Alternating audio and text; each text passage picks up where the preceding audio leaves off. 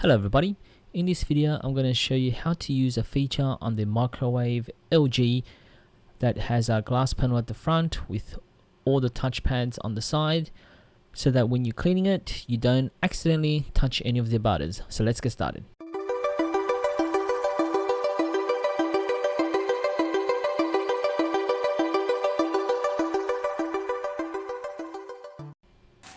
So as you can see here, I've accidentally touched the button as I was wiping the button and the panel on the right hand side.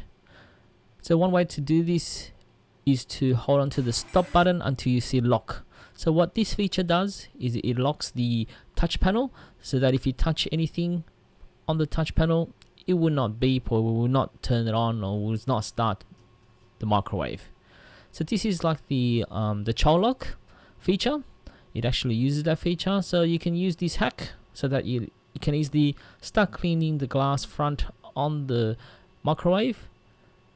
On my one, it had a lot of smudges at the bottom on the side, so just here cleaner you can keep going and clean all the areas on the front of the microwave. And then when you're done, all you need to do is do the reverse. So just hold on to the stop button until lock disappears and you hear a beep, and there you go. You can now start using it like normal.